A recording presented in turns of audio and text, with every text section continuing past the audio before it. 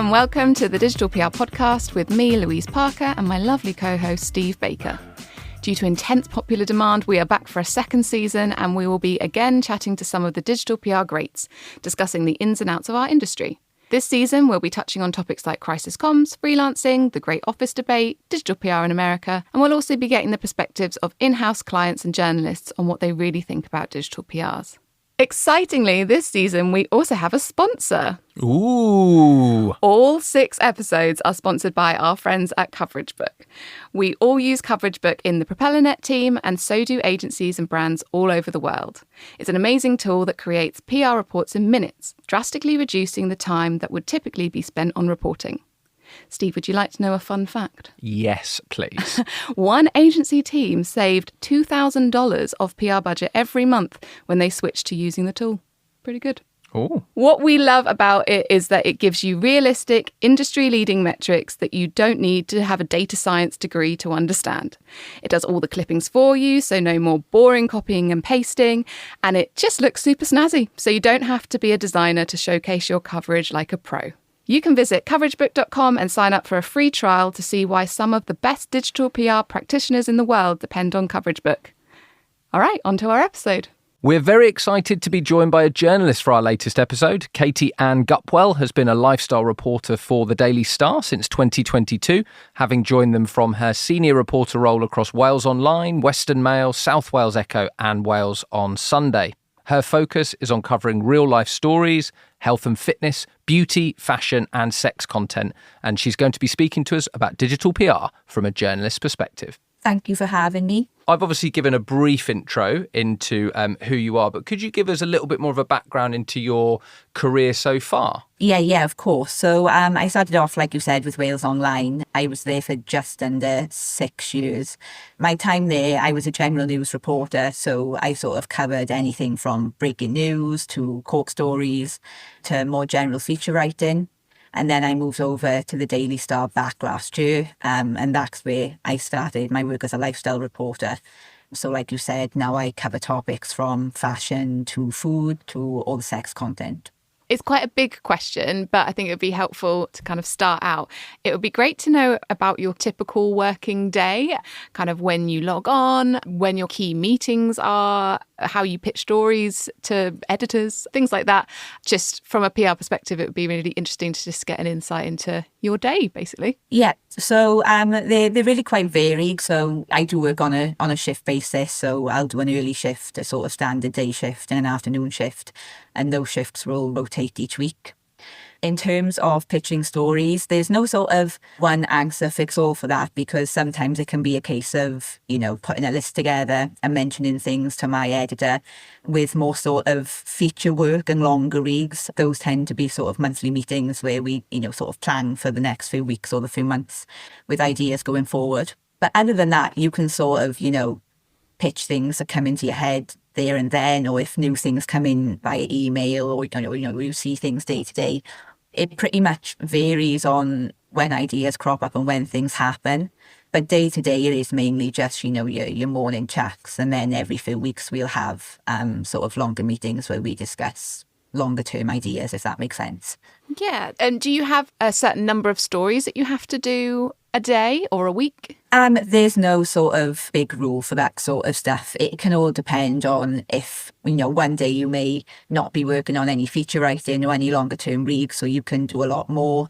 And other days you may think, I need to dedicate a few hours to this to make sure it gets sorted by the deadline. So that sort of varies day to day. And you're covering, as a lifestyle reporter, you're covering a lot of different topics.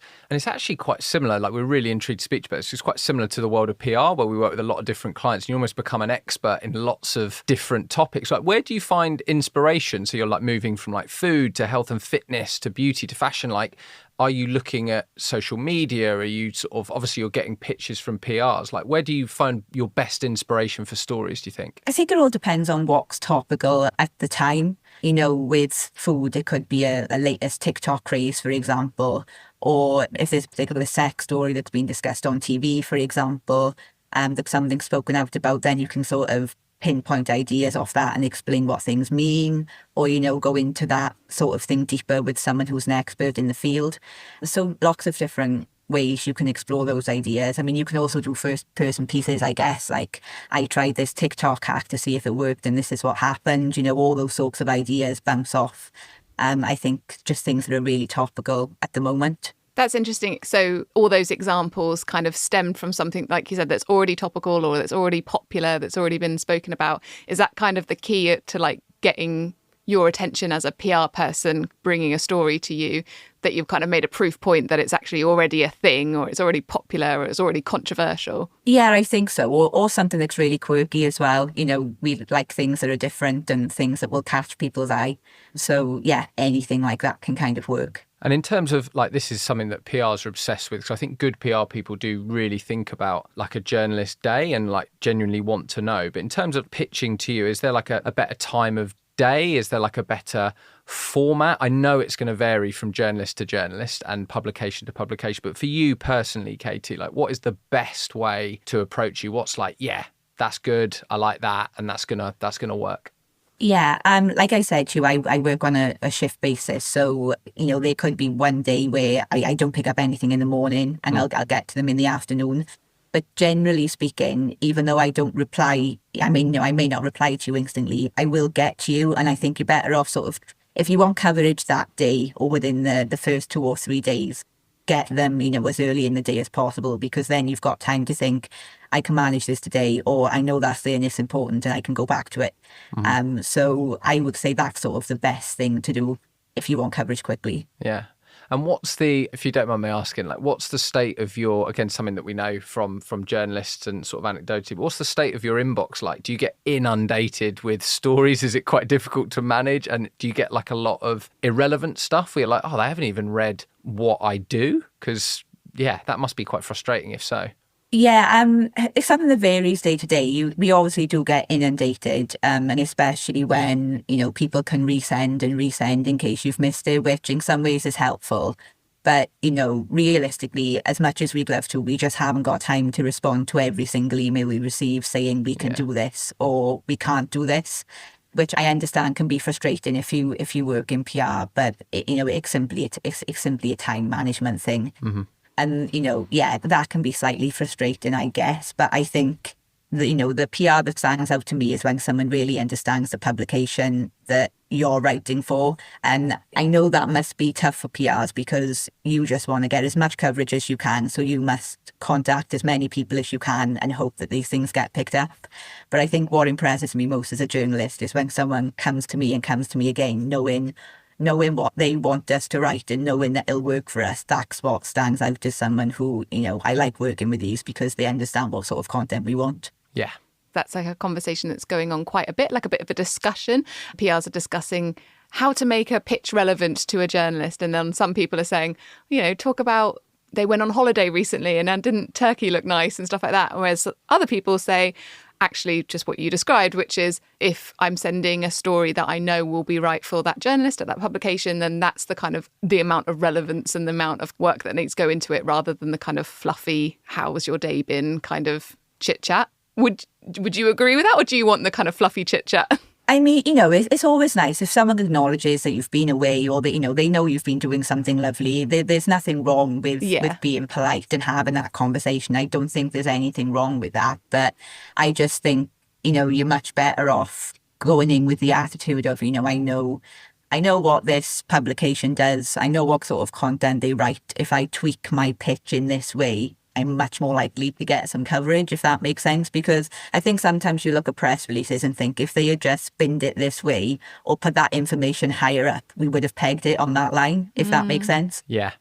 Is that like, because we're going to ask you about your biggest bugbears with PRs, is that kind of one of the most frustrating things where you kind of, because obviously you're a gifted writer and you know how to structure stories, where you see something like, it would have worked, or I could see that working if they just span it in a different way? Or do you get let down on case studies? Like what kind of things have you experienced where you're like, that's really frustrating from the PR world. They just don't understand what I'm trying to do or how to do it. Yeah, I think sometimes case studies can be really important, and especially when it's very much a human interest story, because it can be hard to write those sorts of stories when there's no sort of insight from an actual person. So, case studies are always great, and I think that's a sort of good thing to have in the back of your mind as a PR. But I think one of the biggest bugbears are more the constant resending of emails and also capital letters in press releases. Like, you wouldn't put a capital letter on every single word in the real world, so there's no need to do that in a press release.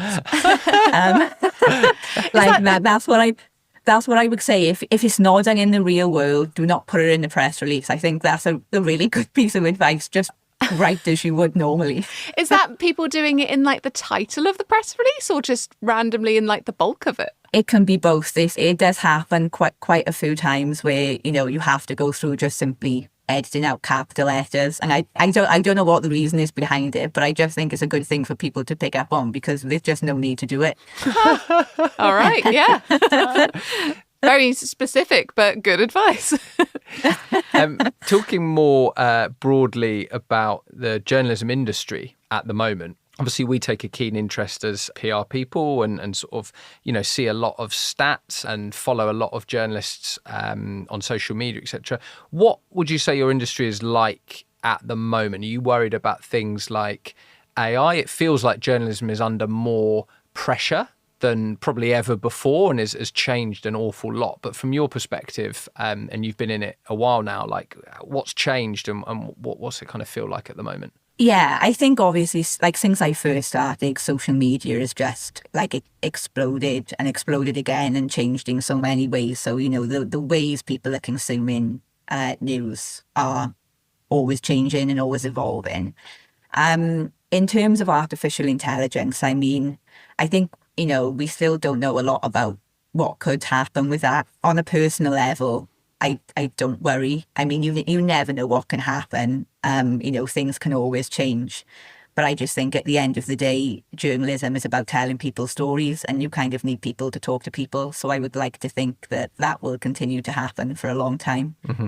But, none of us know what's going to happen. I mean, so much has happened with Twitter and Threads over the last few months, and things are still changing on those platforms, and a lot of people consume news through social media. So I just think you have to be in the mindset that things continue to and will always change, and you just have to try and keep up and go with the flow, really. That is a nicely positive way of looking at it. You could have been like, I'm terrified. But I think that's right. We have a similar sort of chat in the PR industry about like, how is this going to affect things? Like, is there, is it going to take our jobs? And I think it comes down to the same sort of thing around the human element. And with our side of things, also like humans being able to do creativity. And at the moment, ChatGPT is not great at PR ideas. I've tried. So we're safe for now. I was going to ask a little bit more around how PR people should pitch to you, because there was recently a tweet that put out, and I actually can't remember whether it was from a journalist or whether it was from a PR. It was either a PR recommending this or a journalist saying, please don't do this, which was around WhatsApp messages and pitching to journalists via WhatsApp. But also people have spoken about pitching to journalists through Instagram DMs or Twitter DMs, I guess is another version of it. Obviously, there's the old-fashioned phone, like all sorts of ways which we could get in contact with you. What are the ones that you like? Are there any ones which you were like, oh my God, if you did that to me, I would never speak to you again? I would love to know your thoughts. Yeah, I mean, I would say a phone call or an email for me would always be the best practice. I'm generally more than happy to chat through ideas on the phone if people want advice on how to develop a pitch or, just want ideas on the sorts of content I cover generally. I think the biggest problem with sort of WhatsApp and DM messaging on various platforms is you never know when that person is sort of off the clock.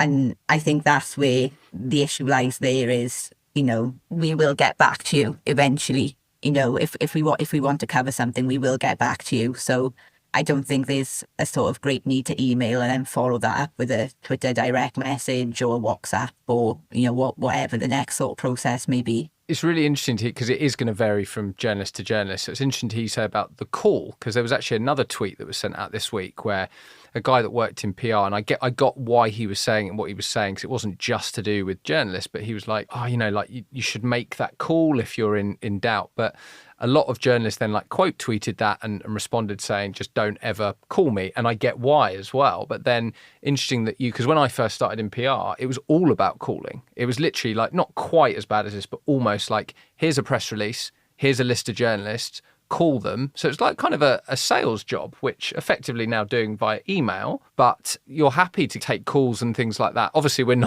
hoping that not all of our listeners just then start calling you, but it's a long-winded way of asking, but I'm guessing it kind of helps you out if you take a little bit of time to speak to PRs who want to know more about what you cover, because then you're going to get better quality stuff, right? Is that the kind of idea? Yeah, like obviously you couldn't sit there all day on the phone to every single PR. You know, I'm not going to put unrealistic images in people's heads on how that will work. But, you know, there's been sort of numerous occasions where, you know, someone has said to me, this doesn't work for you, what does? And I've sort of said, well, I can either send you some pinpointers or we can have a call for me to, you know, discuss what sort of content I cover. And how we can help each other, and some follow that up and some don't. But, you know, I do tend to offer if they're really stuck on what sort of pictures could work for us. Yeah. If you think that maybe calling journalists is a little bit old school, another old school thing that just popped into my head, which is what I was encouraged when I was more junior, so a good few years ago, was like taking journalists out for lunch and things like that. Is that something that you do? Would you ever have time for that kind of thing? Are you interested in going out for a coffee with a PR? It's a thing I get asked quite often, but because I'm not based in London, it's more problematic for me. You know, if I was and I had a spare, you know, 30 minutes, an hour, I would be happy to, but I think that's where this might explain your shock from earlier, because I know I'm not in London, that's when I tend to stay, but I'm happy to give you a call or I can send you some pointers via email. I will sort of offer another alternative if they feel that would be helpful, you know. I guess if there's any Welsh PRs who live locally to you, then maybe you'd be interested. Exactly. Yeah. What we're hoping, though, this podcast is obviously very much useful for people working PR, but yeah, please don't sort of spam Katie with calls or offers of lunch and things like that.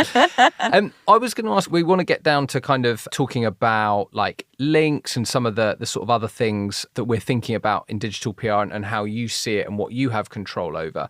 But before we go on to that, on some of our other episodes, we've talked with other PR people or people working in relevant sort of related industries about our favourite bits of PR. And like on a recent episode, we were talking about, I still get the buzz after years and years working at like getting a piece of coverage that's like resulted in a creative idea that you've come up with or spotting something that results in coverage. For you, journalism, what's your favourite aspect of journalism? Like, why did you get into it and what still gives you that thrill? Is it like the finished story, or is it like really investigating and kind of digging out like the nuts and bolts of a story? What do you like best? I've got to be honest, for me, it's always been about people. I'm a real people person, and just being able to sort of spend your days talking to people and listening to their stories has always been just like a massively lovely thing to do. You know, as much as not all stories are always lovely, but just hearing about different walks of life and hearing about different people's stories, I just think is a really interesting thing to do. I mean, you learn something completely new and different every day. And I think that's a really interesting position to be in. Yeah, for sure. That's a really lovely way of putting it. And that's for me, that's why I still read a lot of newspapers and like online articles. I mean, I kind of have to for my job, but I still love it, like learning about different people, different walks of life, as you say, because it is absolutely fascinating. Lou, I think we're going to move on to some sort of questions about like links and things like that. It's going to get a bit nerdy. It's going to get a bit nerdy, Katie, so apologies. Specifically, like our podcast and what me and Steve do is around digital PR. So a lot of people are like, oh, you just mean online coverage. It's a weird term that is basically linking the kind of PR and the SEO aspects of things. And the SEO aspects of things is about getting links to your client or your brand from great websites like yours, because that helps with the brand's SEO, as well as getting lovely coverage and brand mentions and all that kind of stuff. A thing that always gets talked about, and our clients talk about it and then other PRs discuss, is like how much influence journalists have on including links in their articles. And that is basically my first question, which is, how much control do you and other journalists have in terms of including links in the things that you write up? I mean, I can't speak for every journalist because obviously I'd imagine every publication may differ on this. When it comes to a standard link, you know, and if I work with a brand regularly, I would tend to include a general link. I think the only thing I wouldn't do is link every single time they were mentioned, because I just don't think it's necessary to do that. But I don't see the harm in including a link.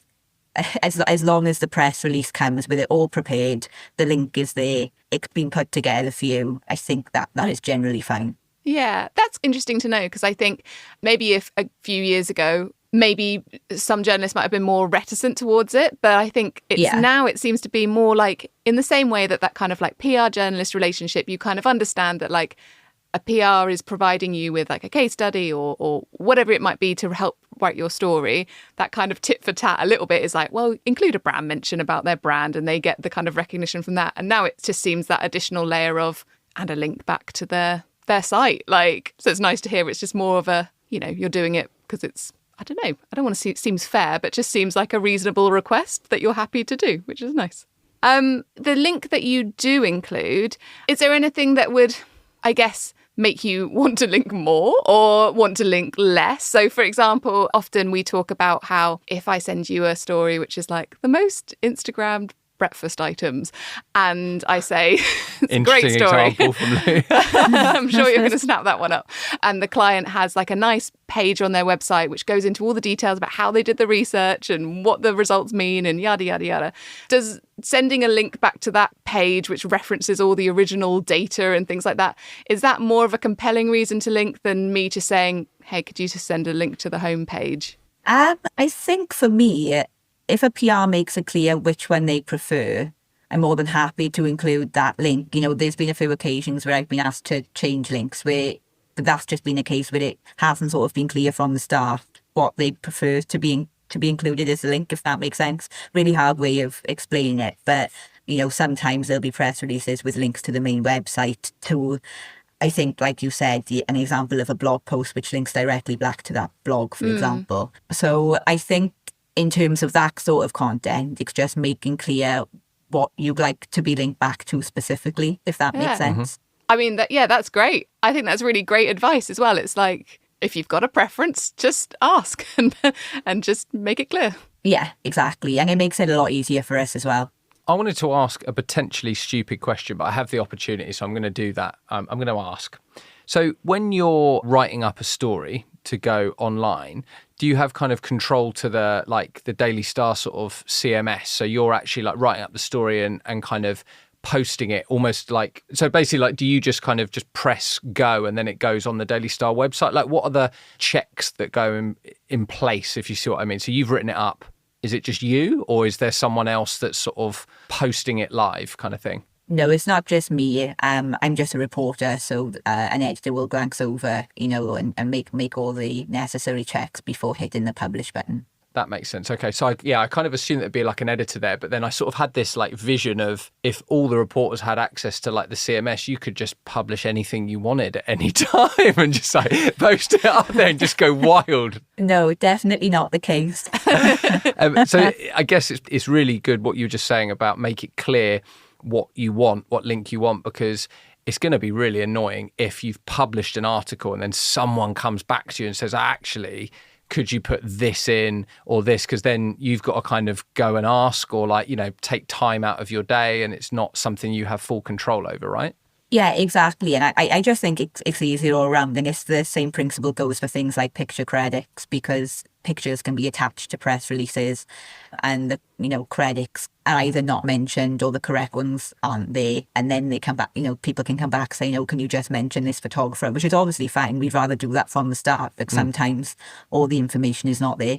Yeah. I'm going to be nerdy again and ask about, has anyone emailed you before and asked for you to change a link to be a follow link when it's actually a no follow link? Is this something that rings any bells? I've never been asked that, but I personally wouldn't have any authority over that anyway.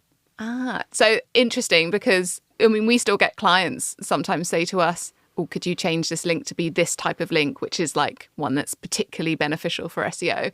Because, there might be that assumption that, like Steve kind of said, that you're just sitting behind the controls and you can just do whatever you want. So does that mean that it's just impossible to change that kind of thing? Like, you just give the copy, you say what link it is, and like you have no control over like things like affiliate links or the type of link it is? Is it just kind of handled by other people? It's handled by other people. You know, if anyone came to me with an affiliate query, I would just pass them on to the team that deals specifically with affiliate links, because day to day I have no working with affiliate links personally as a reporter.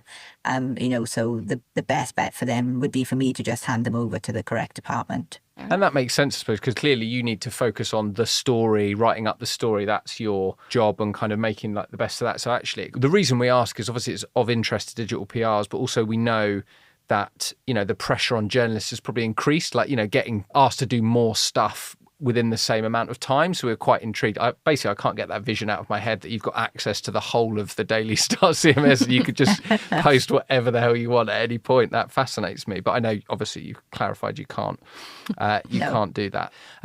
Have we asked all of our nerdy questions, Lou? The nerd section is over, yes. The nerd section is over. I was going to ask more broadly again about the relationship between journalists and PR people. Do you have many, because like a lot of people who work in PR have come from like, you know, some kind of journalism background or training. Do you ever see yourself... Do you want to stay as a journalist, kind of see that as your complete career path? Did you always want to be a journalist, or do you ever, a lot of journalists move into PR. Do you ever see yourself making that move because you have all the skills to do it? There's so much crossover. Yeah, I mean, you can never say never. At the moment, I love writing and I have no intention of sort of jumping ship anytime soon. Mm-hmm. But, you know, it's something you can never say never to. I think it all just depends on how things pan out, and, you know, no one can predict the next 10 years. So it's just one of those things. We'll see, I guess. But for now, I'm more than happy writing. So yeah. I think we've come on to our last question. I think so. Steve, to make sure he hasn't got any other burning ones. So normally we're talking to PR people. So normally we ask people about what they think the future of the digital PR industry is. But that would be a strange question to ask you. But I feel like much more insightful would be around what you think the future of digital publishing is. Obviously, this could be, you know, for the rest of the year, or it could be for the rest of, you know, the next 10 years.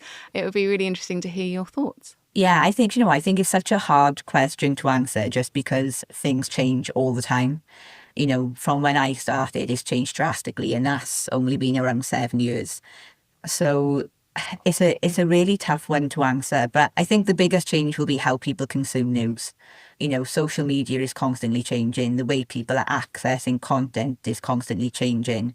I think even down to videos, because I think a big thing with social media now is people sort of treat social media almost like TV, where they'd watch the news. So you see a lot more of these sort of, you know, short interviews on video, or sort of mini documentaries popping up on things like Facebook and Instagram and TikTok and whatnot. So I think lots of things could change depending on how social media changes. I know that's probably a very boring answer and along the same lines as what a lot of other people would probably say to you, but I think that has to be sort of the main focus. Yeah. I think there was a study or something which said that Gen Z get most of their news. It was either specifically from TikTok or it was from kind of social media video content. And obviously there are like big names that have their own TikTok channels and stuff. And like you say, do those kind of really bite-sized bits of news and summarising them. Yeah, so I mean, it's definitely already like making a big change. Yeah, it'll be interesting to see where it goes, because obviously it's great if a journalist like yourself is making news content, but if any old person's making news content, it starts to become a bit potentially dangerous, like of what they're putting out there. You're not getting the same kind of quality assurance maybe from like a professional journalist. But I don't know, maybe that's an old-fashioned thing to say. Yeah, I know what you mean. Whether we'll see sort of, you know, news platforms go down the sort of video route, I don't know. But I think people will always want news, which is one good thing. I don't think people will ever tire of the news. So I think we should always be there in some form. Yeah, for sure. I think you're right, though, Katie. It's like it's impossible to know what's going to happen. Like absolutely impossible, because stuff has changed and does change so quickly. I'm 40 and I was chatting to my father-in-law the other day. He's like 67, but we were talking, he still buys like a newspaper every day and he loves sitting there. You know, he has the time to do that. Whereas I've adapted and I sort of use social as a bit of a filter, which actually is a bit of a shame. So I used to love picking up a newspaper or magazine and like maybe reading things that I otherwise wouldn't because it was there in front of me. But like social's a bit of a filter where you kind of go, oh, I'm interested in that. And then if I'm really interested, then I'll go and read the longer form of it somewhere, either in a paper magazine or or online. But I think there is a bit of a shame in that, because then I just default to I'm most interested probably in like football and food and sort of travel stuff, and then I miss loads of other things, and you just gravitate towards what you know. And algorithms obviously prey on that as well, don't they? And like just keep serving up content you're interested in. So it will be fascinating to see where it goes. Maybe we'll have this chat again in like 5-10 years, and we'll see what's advanced. The Daily Star will just be a giant video scroll that you just go through, and that's it. It won't. I just think that you just never know how it's going to change. But, I like to think people will always want to read because, like you said, there is something lovely about picking up a paper or a magazine or a book even. There is something, I think it makes you feel different. It makes the experience different. And like you said, you'll be drawn to things that you probably wouldn't read if you just saw it pop up on Facebook or on Twitter. So yeah, I just think, it's a fast moving, changing environment. And I think we just have to see what happens day to day. Amazing. Thank you so much for joining the podcast. That concludes all our questions. We've gone through a whole range of things, from very nerdy to generally learning about your kind of journalism life. I think this is going to be really helpful to PRs listening. Lots of useful bits of advice and information. So thank you so much for being on. Thank you, Katie. You're more than welcome. Thanks for having me.